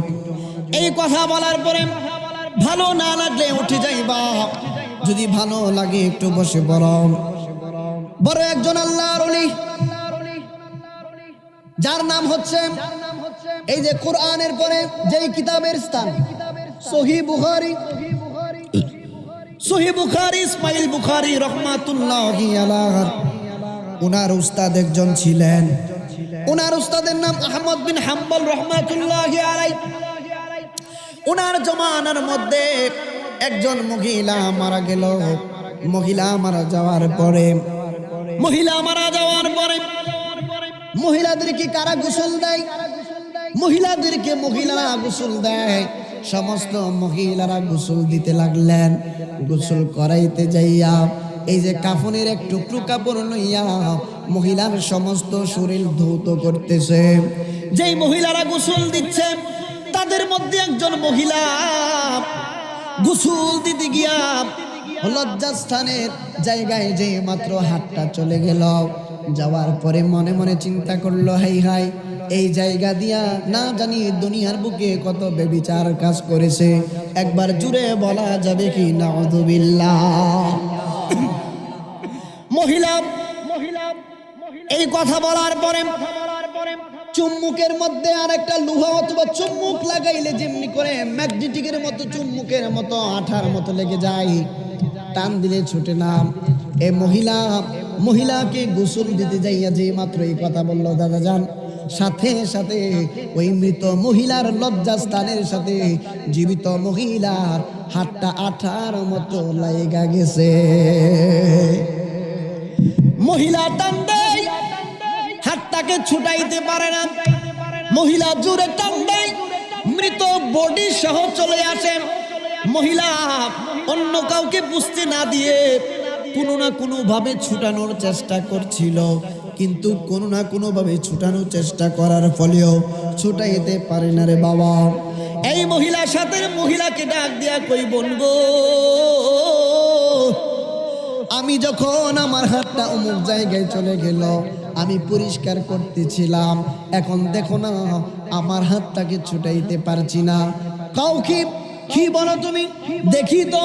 আরেকজন মহিলা তোর হাত ধরে জুড়ে টান দেয়, কিন্তু মৃত বডি সহ চলে আসে, তার হাতটাকে ছুটাইতে পারে না। আঠার মতো লেগে গেছে, এমন ভাবে লাগলো দুই একজন মিলে টানাটানি শুরু করলো, হাতটাকে ছুটাইতে পারে না। যে মহিলার হাতটা মৃত মহিলার বডির সঙ্গে আঠার মতো লাগা গেছে, এই মহিলা চিন্তায় পেরেশানি কান্নাকাটি শুরু করে দিল। হাই হাই রে, আমার কি অবস্থা হবে এখন? মৃত মহিলাকে গোসল দিতে আসলাম গো, আমি বড় মুসিবতের মধ্যে পইয়া গেছি, আমি এখন কি করব? ইঞ্জিমিন টাইম রে বাবা, মহিলা কান্না শুরু করলো। দুইজন তিনজন মহিলা মিলে হাতটাকে টানতে শুরু করলো, হাতটাকে ছুটাইতে পারে না। সমস্ত মহিলাদের মধ্যে কান্নার রূপ পইরা গেছে। সমস্ত মহিলারা ইঞ্জিনিয়ারিং টাইমে যখন কান্না শুরু করে দিল, বাহিরে উঠানের মধ্যে সমস্ত পুরুষ মানুষ অপেক্ষা করছে জানাজা পড়ানোর জন্য। একজন পুরুষ ডাক দিয়া কয়, কি হলো? এতক্ষণ পর্যন্ত কি কান্নাকাটি করে আফসোস হয় নাই? এখন গোসল দিতে যাইয়া আবার কেন কান্নাকাটি তোমরা করছো? আর কান্নাকাটি ভালো লাগে না, গোসল দিতে গেলে কান্নাকাটি করতে হয় না। একটা মহিলা আয়েশা ডাক দিয়া কই, না না, সমস্ত মহিলারা এমনি এমনি কান্নাকাটি করছে না। একজন মহিলার মধ্যে, যেই মহিলা দুই তিনজন মহিলা মিলেমিশে গোসল দেওয়ার জন্য গো, এই মৃত বুড়িটাকে গোসল দেওয়ার জন্য দায়িত্ব নিয়েছিল, এর মধ্যে একজন মহিলার হাত মৃত মহিলার বডির সঙ্গে চুম্বকের মতো আঠার মতো লেগে গেছে। দুই তিনজন মহিলা মিলেমিশে যেই মাত্র টানাটানি শুরু করলো, তারপরও হাতটাকে ছোটাইতে পারে না। পুরুষ মানুষের কাছে যেই মাত্র খবরটা পৌঁছালো, সমস্ত পুরুষ মানুষ ডাক দিয়া বলতেছেন, কি ব্যাপার? এই রকম ঘটনা তো জীবনেও আমরা শুনি নাই, এই রকম কর্মকাণ্ড জীবনে আমাদের জিন্দেগিতে আমরা ঘটনা হিসেবেও শুনি নাই, আমাদের জীবনেও দেখি নাই। আজকে কি গন্ডগোল বাইরা গেছে? পুরুষের লোকগুলা ডাক দিয়ে বলতেছে, আরো মহিলা তোমরা এই কাফনের কাপড়ে যে এই যে পর্দার ভিতরে মৃত বডিটাকে গোসল দিতেছিলা, আরো মহিলা তোমরা নিয়ে নাও। সমস্ত মহিলা মিলে মিশে একসাথে টান দাও, দেখবা সুইটা যাইব। ওই মহিলারা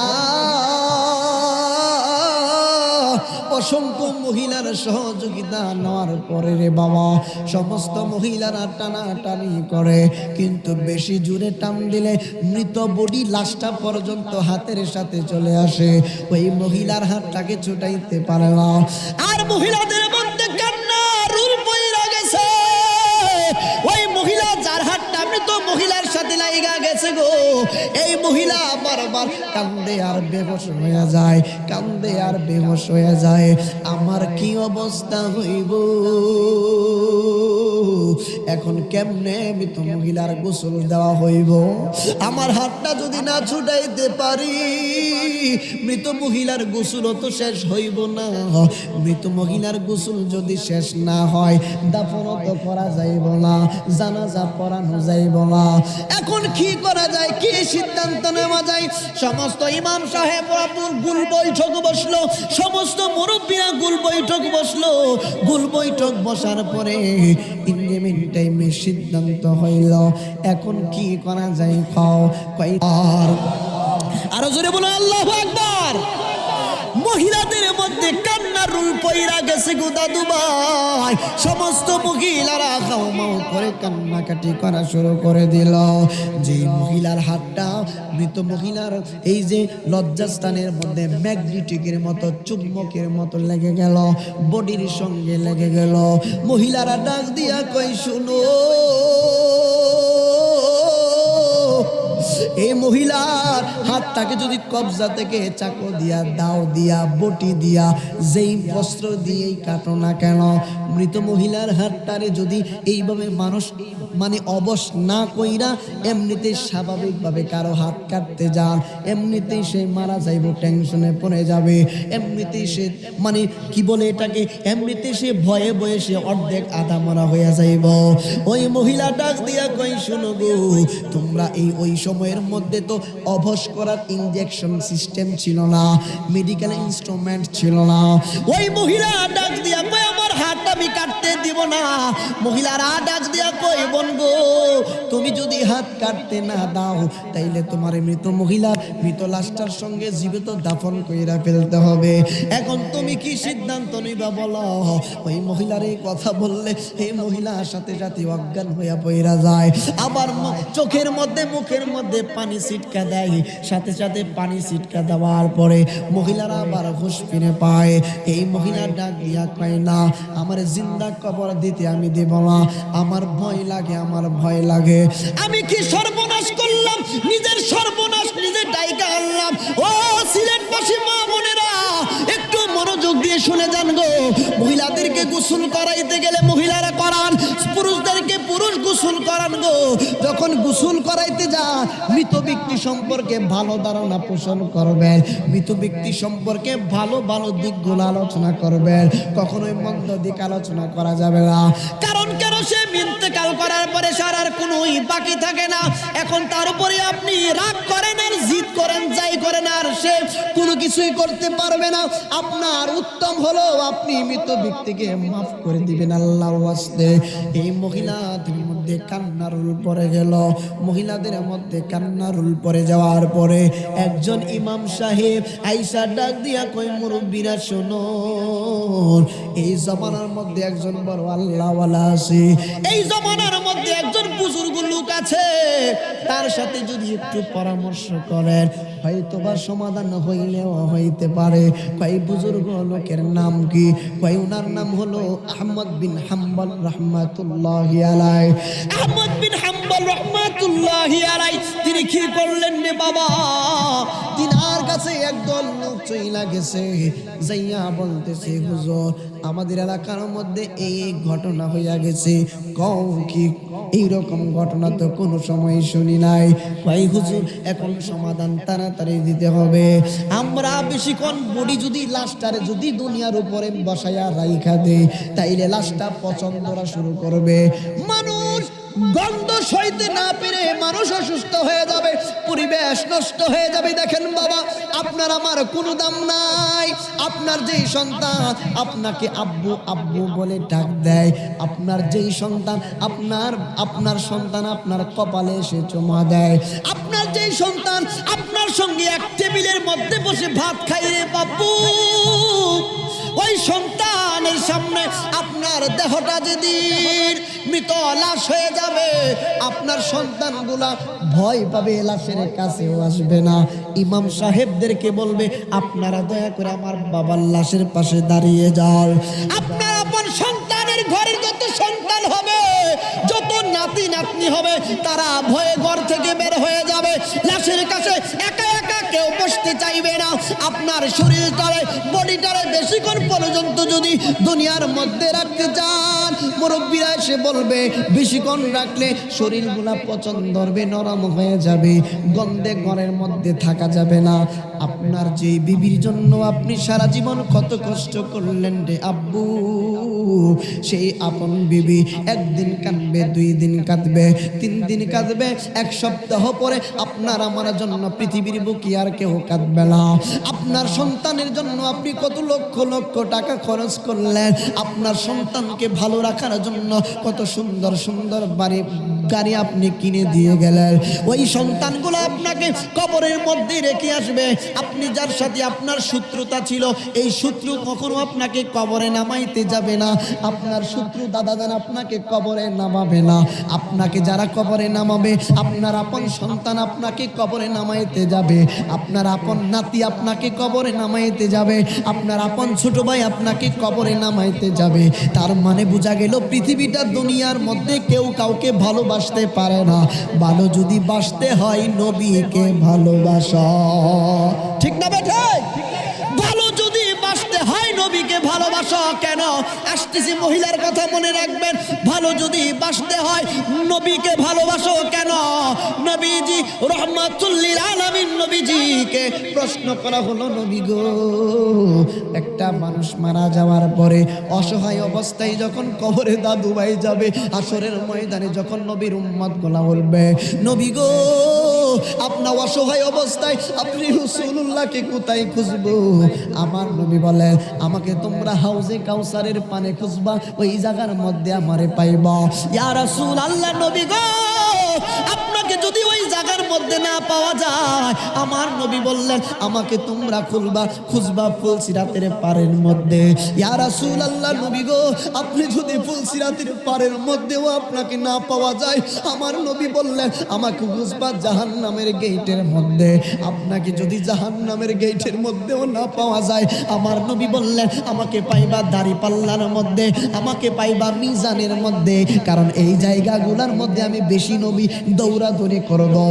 আমার একটা উম্মত যাতে জাহান্নামে না যায়, আমি রাসূলুল্লাহ একবার দৌড় মারবো জাহান্নামের গোড়ায়, আমি রাসূলুল্লাহ একবার মারবো ফুলসিরাতের গোড়ায়, যাতে কইরা ফুলসিরাত পাড়ি দিতে যাইয়া আমার উম্মত একটাও জাহান্নামের গোড়ার মধ্যে না পড়ে। আমার নবী বললেন, হে উম্মত শুনো, আমি রাসূলুল্লাহকে যদি ফুলসিরাতের কিনারে না পাও, আমি হাউজে কাউসারের কাছে থাকবো, আমি অপেক্ষা করব। আমার কোন উম্মতটা বড় কষ্টের মধ্যে আছে, আমার কোন উম্মতটা পিপাসার তো আছে, আমি হাউজে কাউসারের পানি পান করাইয়া দিব, যাতে কইরা জাহান্নামের আগুন আমার উম্মতে মুহাম্মাদীকে স্পর্শ করতে না পারে। নারে তাকবীর, নারে রিসালাত। ইয়া রাসূলুল্লাহ, মুফতি আসাদুল জনগরি সাহেব, আহলে সুন্নাত ওয়াল জামাত। তাইলে নবী ছাড়া কোন জায়গায় কোন আপন আছে? কোন আপন আছে? আরে আপনার আপন বিবিকে ডাক দিবেন। এক্সাম্পল ধরেন, আপনার বিবির নাম ফাতেমা। ফাতেমা, হ্যাঁ বলেন। ফাতেমা, জি বলেন। ফাতেমা, আচ্ছা শুনতেছি তো, বলেন না। এই বারবার যখন ডাক দিবেন, 10 বারের মাথায় এমন আছে লাঠি নিয়েও আসতে পারে, গ্যারান্টি নেই তো। এতবার ডাকছেন, আমি জবাব দিচ্ছি, আপনি বলছেন না কেন? বিরক্ত হয়ে যাবে। সন্তান আপন বাবাকে একবারে জায়গায় 10 বার ডাক দিলে বাবা বিরক্ত হয়ে যায়, দুষ্টামি করো না, আর ভাল লাগতেছে না। বাবা সন্তানকে একটার পর একটা যদি 2টার জায়গা 3টা কথা বলেন, সন্তান বাবাকে মানে না। তুমি বুড়া হয়ে গেছো না, তুমি এত টাকা দিয়ে কি করো, তুমি গাড়ি বাড়ি দিয়ে কি করো, তুমি এটা দিয়ে কি করো, বলে না? সবাই বিরক্ত হয়ে যায়। কিন্তু আমার আল্লাহ রাত্রে 3টা বাজে পৃথিবীর সমস্ত মানুষ ঘুমিয়ে আছে, পৃথিবীর সমস্ত মানুষ ঘুমিয়ে আছে। আপনার বাবাকে ডাক দিলে, হঠাৎ করে ডাক দিলে বাবাই রাগ করবে, এত রাত্রে তুমি কেন ডাক দিয়েছো? আমার পাকা ঘুমটাকে কাঁচা করে দিলা। মাকে ডাক দিলে পাকা ঘুমটাকে কাঁচা করে দিলা। ভাইকে ডাক দিলে রেগে যাবে, সন্তানকে ডাক দিলে রেগে যায়, বিবিকে ডাক দিলে কথাই বলে না 3 দিন। কিন্তু যে মালিক আপনাকে আমাকে সৃষ্টি করেছে, ওই মালিককে রাত্রে 3টা বাজে চুপি চুপি পৃথিবীর সমস্ত প্রাণী ঘুমিয়ে থাকুক, আপনি যদি একবার এই 3টা বাজে উঠে আল্লাহকে বলেন আল্লাহ আল্লাহ আল্লাহ 1000, 2000, 1 লক্ষ, 2 লক্ষ, 1 কোটি বার ডাক দেন, আমার মাওলা তার বান্দার প্রত্যেকটার জবাব আমার আল্লাহ সাথে সাথে দিয়ে দেন। তাইলে আপন কে? আল্লাহ এবং তার রাসূল। আপন কে? আল্লাহ এবং তার রাসূল। দাদা জান, হাসরের ময়দান কত কঠিন। একজন নবীর উম্মতকে জাহান্নামের ফেরেশতারা 2 হাতে ধরে শিকল বেঁধে টানতে থাকবে জাহান্নামে নিয়ে যাওয়ার জন্য। হযরত আদম আলাইহিস সালাম আমার নবীর কদম মোবারক, হাদিস সহিহ হাদিস, আমার নবীর কদমে আসবেন, নবী গো আপনার উম্মত উম্মতকে ফেরেশতারা টেনে টেনে জাহান্নামের দিকে নিয়ে যাচ্ছে। আমার নবী, আপনার নবী একটা দৌড় মারবেন, গিয়ে সামনে দাঁড়াবেন, কি ব্যাপার আমারই উম্মতকে জাহান্নামে নিয়ে যাচ্ছ? ফেরেশতারা বলবে, নবী গো আপনি চলে আসার পরে আপনার এই উম্মত এই কর্ম করেছে। আমার নবী বললেন, না এটা তো আমাকে দেখতে হবে। ফেরেশতারা বললেন, আমরা 2 জন ফেরেশতা আল্লাহর হুকুম পালন করতে প্রস্তুত, আল্লাহর হুকুম পালন করতেই হবে। হঠাৎ করে গায়েব থেকে আওয়াজ, সহিহ হাদিস, হঠাৎ করে গায়েব থেকে আওয়াজ আসবে, এই ফেরেশতারা আমার বন্ধু নবীর অনুগত হয়ে যাও, আমার বন্ধু নবী যেটা বলে সেটা শুনো। ফেরেশতারা সাথে সাথে বলবেন, নবী গো ইয়া রাসূলুল্লাহ আপনি বলেন কি করব? তাহলে এক কাজ করো, আমার এই গুনাহগার উম্মতকে মিজানের পাল্লায় আবার নিয়ে যাও, তার গুনাহ এবং নেকি মাপা হবে। সমস্ত ফেরেশতারা গুনাহ এবং নেকি 2 পাল্লায় দিয়ে দিবেন। আমার নবী, আপনার নবীজি পিছন থেকে আমার নবীর মুষ্টি মোবারক, হাত মোবারকের ভিতর থেকে 1 টুকরো কাগজ মোবারক নেকির পাল্লায় রাখার পরে নেকির পাল্লাটাই ভারী হয়ে যাবে।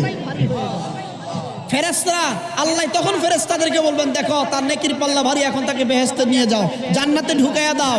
ফেরেশতারা যখন তাকে নিয়ে যেতে থাকবে, এই লোকটা বলবে, এই ফেরেশতারা একটু দাঁড়াও, আমি ওনাকে তো এখনো চিনি না, উনি আমাকে এই মুসিবতের সময় হেল্প করেছেন, সহযোগিতা করেছেন, ওনাকে ওনার পরিচয়টা জানতে হবে। দেখেন উম্মত হাসরের ময়দানে যাওয়ার পরও নবীকে চিনে না, কিন্তু নবীজি ঠিকই তাকে সহযোগিতা দাদা করছে। আমার নবীকে গিয়ে দাঁড়াবে, প্রশ্ন করবে আপনার পরিচয় কি? আপনি এই মুসিবতের সময় মা, বাবা, দাদা, দাদি, সন্তান, স্ত্রী, পুত্র সবাই চলে গেছে দূরে, আপনি সহযোগিতা করেছেন, আমাকে আজকে বাঁচিয়ে দিয়েছেন, আপনার পরিচয়টা যদি দিতেন, আমার নবী বলবে, পাগলা আমাকে চিনস নাই, আমি আখিরে জামানার নবী, তোমার নবী, রহমাতুল্লিল আলামিন। ইয়া রাসূলুল্লাহ, আপনাকে আমি চিনি না, অথচ আমাকে আপনি ভুলেন নাই। আমি চিনি না, আমাকে আপনি ভুলেন নাই। হুজুর, আমি কি এমন নেক করেছি যার কারণে আজকে আমাকে পার করে দিলেন? পাগলা, তুমি মাঝে মধ্যে আমি রাসূলুল্লাহকে মহব্বতে দুরূদ পাঠাইতা, সালাম পাঠাইতা, তোমার একদিনের দুরূদ সালাম আমি জমা করে রেখেছি, সেটা তোমার পাল্লার মধ্যে দেওয়ার পরে নেকিটা ভারী হয়ে গেছে, এখন জাহান্নাম থেকে তোমাকে জান্নাতে নিয়ে যাওয়া হচ্ছে। তাহলে এরকম অসংখ্য বার নবীর প্রতি দুরূদ সালাম দাদা পড়েন, আপনি পড়েন, আমি পড়ি, আমরা যারা পড়ি, আমাদের বিশ্বাস আহলে সুন্নাহ ওয়াল জামাতের আকীদায় যারা বিশ্বাসী, আমার নবীর ইশক এই জায়গায় যদি আপনার থাকে, তাহলে ইনশাআল্লাহ আমার নবী আপনার নবীর শাফাতে কুবরা, শাফাতের মাধ্যমে আমি আপনি ইনশাআল্লাহ একদিন জান্নাতে যাব ইনশাআল্লাহ। সন্দেহ আছে? সন্দেহ আছে? বাবা গো, এই যে মাদ্রাসা খুলছেন, মাদ্রাসার একটা হাদিস শুনেন, আমার নবীর হাদিস মুবারক, একজন হাফেজে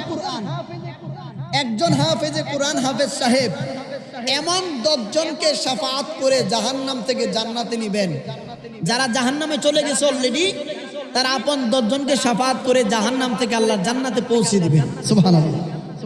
তাইলে একজন আলেম হোক, এই মাদ্রাসার মধ্যে পড়ে একজন হক্কানি আলেম হোক, আমি আপনি চাই কিনা? আমি আপনি চাই কিনা? দেখেন, আমার নবী বলেছেন হাদিস মুবারকের মধ্যে, সুনান ইবনে মাজাহ শরীফ, আমার নবী বলছেন, এলেম তলব করা, এলেম অন্বেষণ করা, এলেম অর্জন করা, জ্ঞান অর্জন করা প্রত্যেক নর নারীর জন্য কি ফরজ? এলেম অর্জন করা প্রত্যেক নর নারীর জন্য কি? জি আমাকে তো বলেন, জি আমাকে তো বলেন, জি আমাকে আছে যদি বলা হইতো বলা হবে। আচ্ছা দেখেন কোথায় ছিলাম বলেন তো? ওই মহিলা মনে আছে? মৃত মহিলার লজ্জাস্থানের সঙ্গে জীবিত মহিলার হাতটা লেগে গেছে, এখন কি করব কোন তো দেখি? দুইটা পদ্ধতি, হাত কাটতে হইব, নয়তো বা কি জীবিত কবর দিতে হইব। মনে আছে? আহমদ বিন হাম্বল রাহমাতুল্লাহি আলাইহি, জগৎ বিখ্যাত একজন মুহাদ্দিস, যিনি 11 লক্ষ মতান্তরে 10 লক্ষ হাদিসের হাফেজ ছিলেন। কোন জায়গায় শুনি 12 লক্ষ হাদিসের হাফেজ ছিলেন। সুবহানাল্লাহ।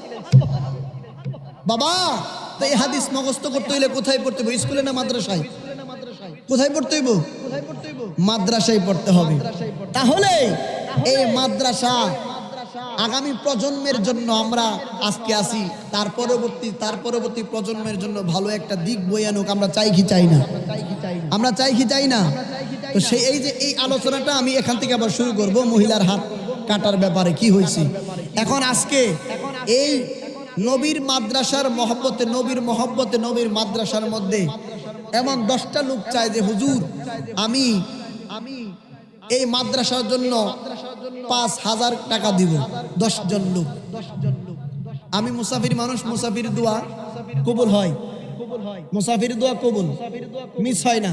আমি গুনাহগার হইতে পারি, আমার জন্য কবুল না হোক, আমি দোয়া করলে আপনাদের জন্য কবুল, গ্যারান্টি এটা।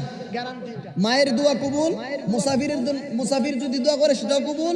মাজলুম যিনি, যার উপরে অত্যাচার করা হয় অন্যায় ভাবে, ওই মাজলুম ব্যক্তি যদি দোয়া করে আপনার জন্য আমার জন্য, তাহলে ওইটাও আল্লাহ কবুল করেন। সুবহানাল্লাহ।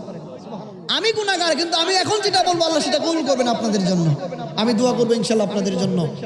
সভাপতি মহোদয় আছেন, আরো যারা আছেন, মাদ্রাসার জন্য 10টা লোক, বেশি না 2000 করে আমি 10টা লোক দেখতে চাই। জি আপনি কত দিবেন? জি আপনি কত দিবেন? জি আপনি। আচ্ছা, আজকের মাহফিলের সম্মানিত সভাপতি মহোদয় যিনি আছেন, ওনাদের মধ্যে মোহাম্মদ গিয়াসউদ্দিন সাহাব, উনি দিবেন 2000 টাকা। মারহাবা গণ। উনি শুরুটা করে দিয়েছেন, বাকি 9 জন 2000 করে। আপনাদের মাদ্রাসা, আপনাদের সন্তান পড়বে এমন 9টা লোক। নাম কি? হ্যাঁ মুজিবুর রহমান 2000 টাকা, সকলে বলি মারহাবা। তারপর আরেকজন লোক, আরেকজন যুবক দেখতে চাই।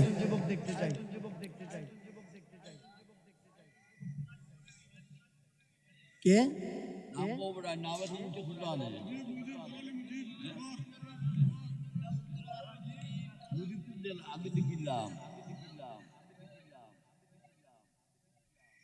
এখান থেকে কি আরেকজন বলছেন এখন?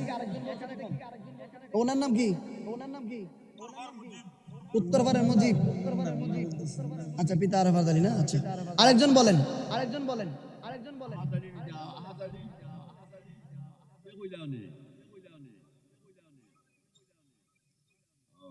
আচ্ছা, আরেকজন।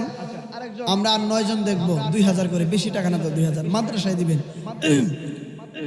ব্যাডমিন্টন খেলা আসছে, ক্রিকেট খেলা, ফুটবল খেলায় চাঁদা দিয়ে দেন 2000, 3000, 5000 করে। এটা তো নবীর মাদ্রাসা, নবীর মহব্বতে দিবেন, মেহেরবানি করে। আমি মুসাফির মানুষ, দোয়া করবো ইনশাআল্লাহ। আরেকজন যুবক বলো, আমি শান বলবো অথবা গজল বলবো আবদার থাকলে, কিন্তু টাকা দিতে হইব মাদ্রাসায়। আপনার মাদ্রাসায় আপনারা টাকা দিবেন, আমি তো নিয়ে যাব না। নবীর মাদ্রাসায় বলেন আরেকজন লোক, নাম কি? মনিরউদ্দিন ভাই, 2000 টাকা। আচ্ছা আচ্ছা, মারহাবা। আচ্ছা, তারপরে আরেকজন লোক আব্বা আমার নামে, কে? জামাল ভাই 1000 টাকা, মারহাবা। বাবুল ভাই 1000 টাকা। আব্বা আম্মা নাই, যে আব্বা আম্মার নামে ইসালে সওয়াবের উদ্দেশ্যে 2000, 1000। আরে আমাদের আব্বা আম্মা যাদের নাই, তারা কিন্তু দুনিয়াতে থাকতে ইসলামিক অনুষ্ঠানে এসে সন্তানের জন্য টাকা দিত। হুজুর আমার ছেলেটার জন্য একটু দোয়া করেন, দিত। এটাই বাস্তব, আপনি স্বীকার করেন আর না করেন। কিন্তু এখন বাবা মারা গেছে, সন্তান বাবার জন্য দোয়া করুক, কেউ 10টা টাকা খরচ করতে রাজি না। জি,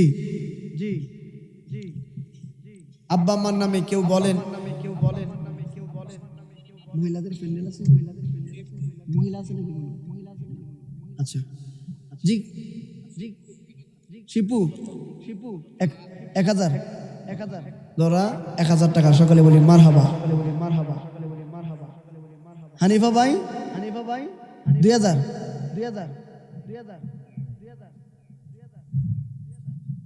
আব্দুল সালাম ভাই 1000 টাকা, মারহাবা। তারপরে কেউ আছেন 1000 করেই দেন, এত বেশি দেওয়ার দরকার নাই, 1000 করেই দেন। যারা যুবক আছি, আব্বা আম্মাকে মহব্বত করেন, আব্বা আম্মাকে যারা ভালোবাসেন, আব্বা আম্মা মারা গেছে অথবা অসুস্থ, অথবা নেক হায়াতের জন্য আমরা মহব্বত নিয়ে, নবীর মহব্বত নিয়ে নবীর মাদ্রাসায় দেব। আমার আপনার ছেলে মেয়েরাই পড়বে। নাম কি? আসমত আলী সাহেব 1000 টাকা। হ্যাঁ? এক ফালি দান, মারহাবা। আচ্ছা, হ্যাঁ। তারপরে গজল গামু টাকা দেন না তো আপনারা? গজল গামু, কিন্তু টাকা দিতে হইব। টাকা দিবেন তো? কি গজল গাইতাম কন? আপনারা যেটা বলেন সেটাই গামু, কিন্তু এই টাকা দিতে হইব। আরেকজন বলেন, আরেকজন দিলে আমি গজল গামু। আরেকজন বলেন, আরেকজন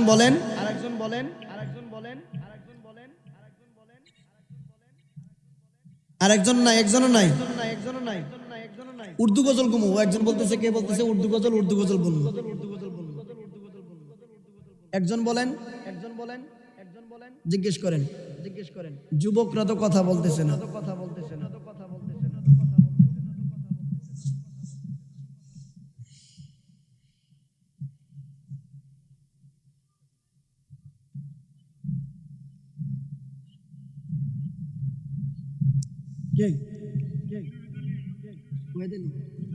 রহিদ আলী 1000 টাকা, সকলে বলি মারহাবা। আর কেউ আছেন? আর কেউ আছেন?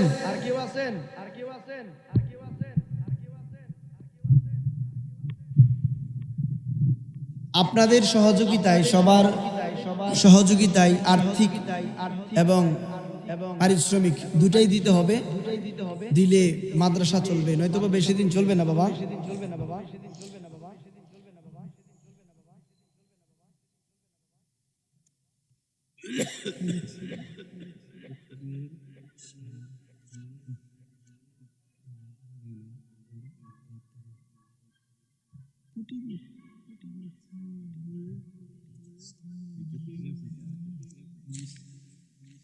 আচ্ছা, আমি এই লেখাটা বুঝতে খুব কষ্ট হচ্ছে। উনি শেষে লিখছে, একজন লিখছে যে মুর্দি গানের উপর 1000 টাকা, মানে মুর্দি গানের জন্য দোয়ার জন্য 1000 টাকা দিছে। দাদাদের উপরে, মানে দাদাদের জন্য 1000 টাকা। আচ্ছা, কি হোসেন? নবীর হোসেন। আচ্ছা, তারপরে আমার আব্বা নাই তাইনর মাগফিরাতের জন্য 1000 টাকা, সকলে বলি মারহাবা। আচ্ছা, দেখেন, এখন প্রশ্ন হতে পারে যে মাদ্রাসায় টাকা দিলে কি লাভ? এটা একটা বিষয়, আসলে খুব সুন্দর প্রশ্ন।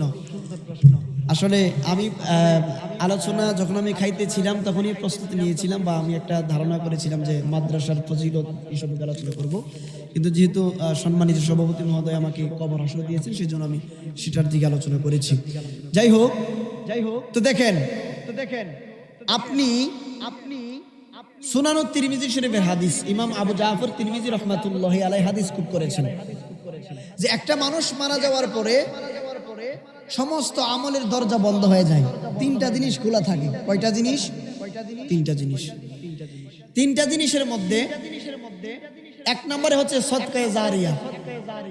সদকায়ে জারিয়া। আপনি এলাকার মধ্যে পানির ব্যবস্থা নাই, পানি পান করতে পারেন না, কষ্ট হচ্ছে, আপনি একটা আউরের মধ্যে, একটা জায়গার মধ্যে পানির টিউবওয়েল বসায় দিলেন। যতদিন পর্যন্ত মানুষ এই টিউবওয়েল থেকে পানি খেতে থাকবে, ততদিন পর্যন্ত আপনার কবরের মধ্যে এটার সওয়াব পৌঁছাইতেই থাকবে। তা আপনি এইরকম যত ভালো কাজ করবেন, আপনি এই যে মাদ্রাসার মধ্যে 10,000 টাকা দিলেন, 10,000 টাকা দিয়ে হয়তো বা কোরআন হাদিস বই পুস্তক মাদ্রাসার কাজে লাগানো হলো। মাদ্রাসায় যত ছাত্র কোরআন পড়বে, হাদিস পড়বে, যত সওয়াব হবে, আপনি এই মাদ্রাসায় না পড়েও সেই সওয়াব আপনার কবর থেকে আপনি পেতে থাকবেন। তাহলে কি মনে করেন, আপনি যদি না পড়েও এটার সওয়াব পান, এটা ভালো না? এটা সহজ না? এটা তো সহজ। তাহলে আমি পড়তে পারি নাই, পড়াইতেও পারি নাই, এখন আমি কিছু টাকা দিয়ে যদি সহযোগিতা করি, একটা কোরআন শরীফ কিনে, তাহলে সেই কোরআন ছাত্ররা পড়বে, সেটার সওয়াব ছাত্র যেমন পাবে, আপনি কিনে দেওয়ার কারণে আপনার কবরেও এই কোরআনের সওয়াব পৌঁছাইতে থাকবে, আপনার কবরের আযাব আল্লাহ মাফ করে দিবে। তাহলে এখন আমরা কি মাদ্রাসায় টাকা দেওয়া লাগতো না? হ্যাঁ, দেওয়া লাগতো না? আমি 90% প্রোগ্রাম সিলেট বিভাগে করি, তারপরে সিলেটটা ভাষা কইতাম পারি না, থোড়া থোড়া, মানে একটু একটু আর কি। উর্দু বুঝি, আরবি বুঝি, ইংরেজি বুঝি, মাগার সিলেটটা ভাষাটা ওইরকম সুন্দর করে কইতে পারি না। বুঝতে পারছেন? এই হলো মূল সমস্যা। আচ্ছা, দেখেন, রাসূল কারীম সাল্লাল্লাহু আলাইহি ওয়াসাল্লাম ফরমান, আমি যেটা বলেছিলাম ইবনে মাজাহ শরীফের হাদিস, আমার নবী বলছেন যে প্রত্যেক নর নারীর উপরে আপনার এলেম তলব করা, এলেম অন্বেষণ করা কি ফরজ? এলেম অন্বেষণ করা কি ফরজ? শুধু তাই নয়, আমার নবী, আপনার নবী হাদিস মুবারকে সুনান ইবনে মাজাহ শরীফের মধ্যে 224 নম্বর হাদিসে বলছেন কি জানেন? আমি বলি, আমার নবী বলছেন যে আফদালুল আমালি আলা যহরিল আরদি সালাসাতুন, যে পৃথিবীতে সবচেয়ে উত্তম আমলের মধ্যে 3টা আমল। পৃথিবীর মধ্যে উত্তম আমল কয়টা? 3টা।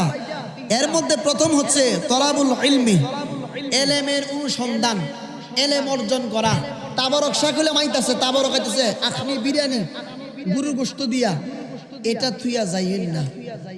সংগ্রামের পরে কোনো ভুল হইলে এটা হইব তা আবার তুইয়া যাইবেন না, এটা যাওয়া যাইতো না। ঠিক আছে, আমার নবী বলছেন প্রথম, অন্যগুলো আমি বাদ দেই, আমার নবী বলছেন এলেম অনুসন্ধানকারী, যিনি এলেম তলব করে, কোরআন হাদিস পড়ে, মাদ্রাসায় পড়ে, সে হচ্ছে আল্লাহর বন্ধু। সুবহানাল্লাহ। এটা হাদিস ইবনে মাজাহ শরীফ 224 নম্বর হাদিস। তাহলে যে ব্যক্তি মাদ্রাসায় পড়ে, কোরআন হাদিস অন্বেষণ করে, এলেম অন্বেষণ করে, এই এলেম অন্বেষণকারী লোককে আমার নবী বলছেন আল্লাহর বন্ধু। তো আল্লাহর বন্ধু যদি আপনি মারা যাওয়ার পরে হাসরের ময়দানে সুপারিশ করবে, যদি যাবে, আপনার ছেলেটাকে মাদ্রাসায় পড়াইতে পারেন না, ইঞ্জিনিয়ার বানাইছেন, এখন দুনিয়াতে ইঞ্জিনিয়ার এত বড় অফিসার, হাসরের ময়দানে এটারও দাম নাই। কথা বুঝতে পারছেন?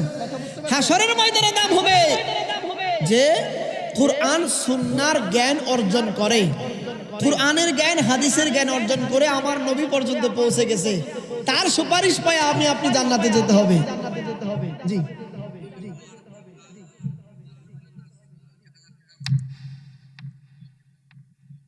আচ্ছা, বাবা নাই, দেলোয়ার ভাই 1000 টাকা আমার নামে দিছে, সকলে বলুন মারহাবা।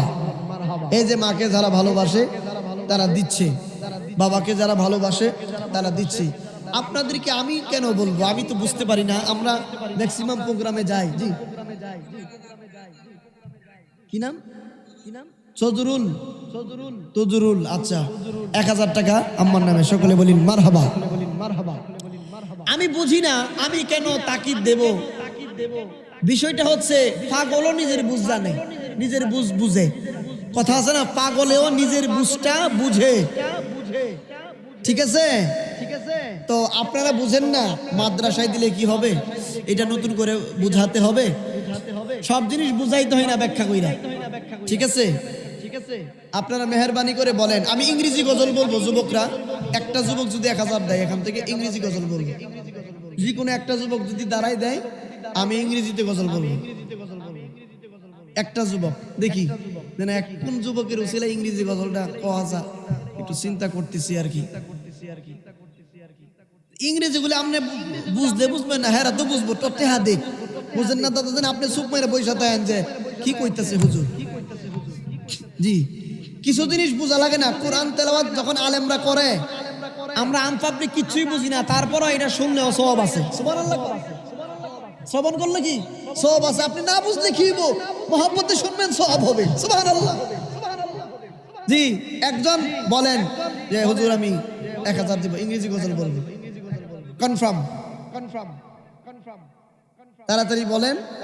কে বলবেন যে হুজুর না একটা ইংরেজি গজল হোক, দূর 1000 টাকা দিই। এই ব্যাডমিন্টন খেলা আসছে না শীতের মৌসুমে, 2000 টাকা থেকে কামরাঙ্গা নাকি কামাঙ্গা ব্যাট বেরিয়েছে একটা। হ্যাঁ, আমার ফুতে আব্বা আমার কামাঙ্গা ব্যাট কিনে দিবা, নাহলে আমি মাদ্রাসা যেতাম। কামাঙ্গা ব্যাট 2200, 2000, 1500 টাকা থেকে 1000 টাকা নবীর মাদ্রাসায় দিয়ে যান, আপনার জীবন আল্লাহ পাক ভালো করবেন। একটা লোক, একটা যুবক, হুজুর আমার আব্বা আম্মার নামে। জি দাদা কি বলে, আচ্ছা একটা যুবক নাই, 1000 টাকা নাই, এরকম। এই যে হোয়াট ইজ ইউর নেম, নাম কি? আমির হোসেন ভাই, সকলে বলি মারহাবা। ওনার কারণে অনেক ইংরেজি গজলটা কোন লাগবো আর কি, বিপদ হই। মুজিব আব্বা আমার নামে 2000 টাকা, সকলে বলি মারহাবা। আমির হোসেন ভাই 1000 না, 100 টাকা কারে দিছে? ওয়াজে 100 টাকা, সকলে বলি মারহাবা। তত দিছে, মারহাবা কই না কারে? How is beautiful Medina, very very good Medina, my choice is Medina, how fine is Medina. I can tell about Medina, we can tell about Medina, such a beautiful Medina, so hit Medina, so hit Medina, so hit Medina, very lovely.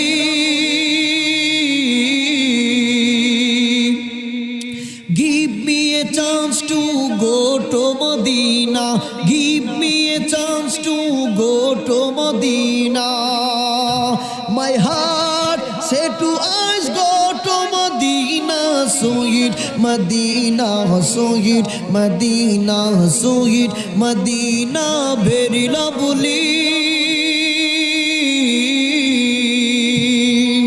মারহাবা মারহাবা। যাক, ওনার কারণে দুই একটা জিনিস শিখতে পারছেন।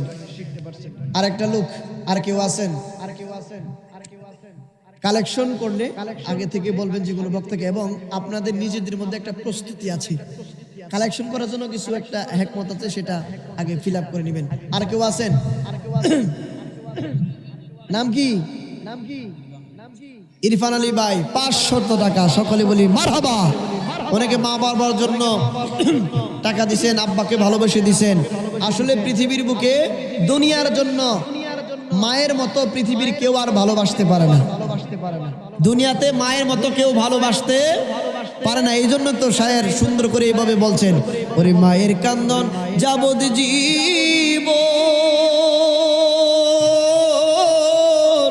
ওরে 2-4 মাস বোনের কান্দন রে, ওরে ঘরের পরিবারের কান্দন কয়েকদিন পর থাকে না। জনম দুঃখিনী আমার গর্ভধারিণী মা। ঠিক না বেটি? হাতে পায়ে তেল মাইখা মাই দিত শক্ত করি, পেশাব পায়খানায় আমি মায়ের কোলেই করি।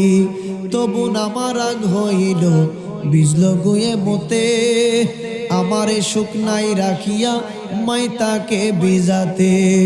জয়নগরী বেবে বলে, ওরে জান্নাত পায়ের কদম তলে গো, ওরে তোরা দেখ বুখারী হাদিস খুলে করছেন নবী ঘোষণা। জনম দুঃখিনী আমার গর্ভধারিণী মা। ওই মায়ের জন্য, মা বাবার মহব্বতে একটা লোক বলেন। আর 5 মিনিট দেখবো, তারপরে আমরা কে কুলসুম বেগম, আর কি কুলসুম বেগম 500 টাকা। সকলে বলিন মারহাবা। আমার এই বোন 500 টাকা দিয়েছে নবীর মহব্বতে, নবীর মাদ্রাসায়। আল্লাহ রাব্বুল আলামিন এই পর্যন্ত যারা পরিশ্রম করে আসতেছেন এবং ওদের ভবিষ্যতেও পরিশ্রম করবেন, আজকে যারা খেদমত করছেন, সকলের খেদমত যাতে আল্লাহ কবুল করেন। সকলে বলুন আমিন। আচ্ছা,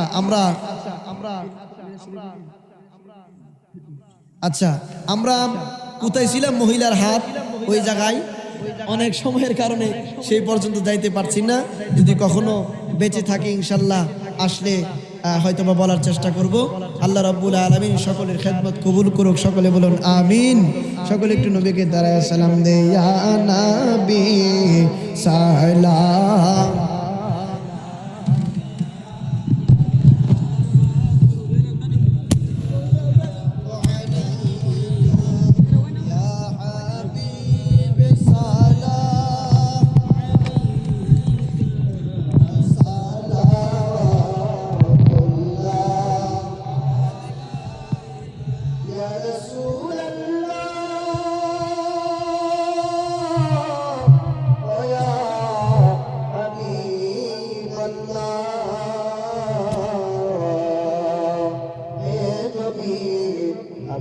Amar